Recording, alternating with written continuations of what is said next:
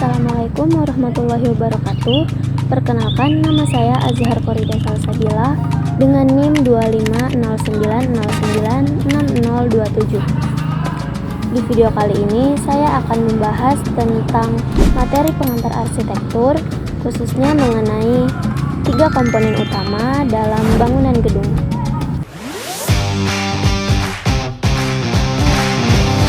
Sebelumnya, apa sih perbedaan antara bangunan gedung dengan bangunan? Jadi, kalau bangunan gedung adalah bangunan khusus yang dibuat untuk aktivitas manusia di dalamnya. Contohnya seperti rumah tinggal, hotel, apartemen, sekolah, rumah sakit, masjid, gereja, pasar, ataupun kantor. Jadi intinya bangunan gedung itu memberikan ruang bagi manusia untuk beraktivitas, baik itu sebagai hunian, tempat ibadah, atau tempat layanan publik. Sementara kalau bangunan itu adalah segala hasil konstruksi yang menyatu dengan tanah ataupun berdiri di atasnya. Jadi di sini rumah, sekolah, kantor yang disebut bangunan gedung tadi termasuk bangunan. Tapi tidak hanya itu, jembatan, jalan raya, bendungan, menara, monumen, bahkan terowongan juga termasuk ke dalam bangunan. Jadi bangunan gedung itu sudah pasti bangunan, tapi bangunan itu belum tentu bangunan gedung. Nah, di video kali ini saya akan membahas tentang bangunan gedung, khususnya 3 komponen utama dalam bangunan gedung. Yang pertama, aspek struktural. Aspek ini berhubungan dengan bagian-bagian bangunan yang menopang beban agar bangunan tetap berdiri kokoh dan aman. Struktur ada 2, yaitu struktur atas dan struktur bawah. Struktur bawah adalah struktur bangunan yang berada di bawah tanah. Contohnya pondasi, mau pondasi jakar ayam, pondasi batu kali, ataupun pondasi tiang pancang. Lalu ada struktur atas, yaitu bagian bangunan yang berada di atas permukaan tanah. Contohnya balok, kolom, lantai, dinding struktur, dan juga atap. Yang kedua, ada aspek arsitektural. Aspek ini lebih menekankan pada fungsi ruang dan estetika. Aspek struktural terbagi menjadi 3.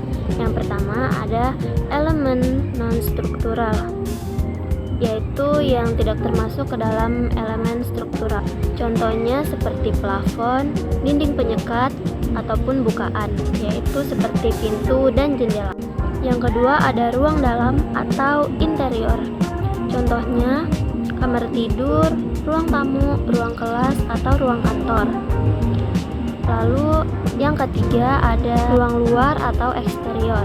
Contohnya teras, halaman, ataupun taman.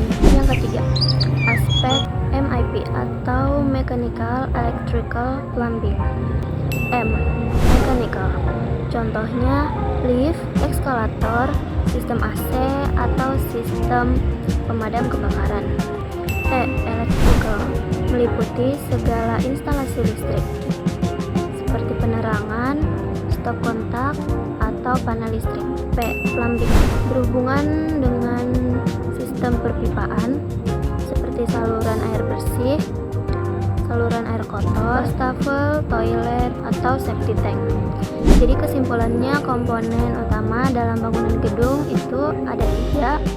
Yang pertama aspek struktural, yaitu yang berhubungan dengan segala yang diperhitungkan, misalnya pondasi, kolom, balok, dan atap. Yang kedua aspek arsitektural, ini lebih ke estetikanya, misalnya itu dinding penyekat, ruang dalam atau interior, ruang luar atau eksterior, lalu ada pintu dan jendela. Ketiga, aspek MIP, jadi ini yang berfokus pada kelistrikan, perpipaan, dan juga sistem lift, eskalator, ataupun sistem AC. Sekian pemaparan materi mata kuliah pengantar arsitektur tentang 3 komponen dalam bangunan gedung. Semoga apa yang saya sampaikan dapat bermanfaat dan dapat dipahami. Wassalamualaikum warahmatullahi wabarakatuh.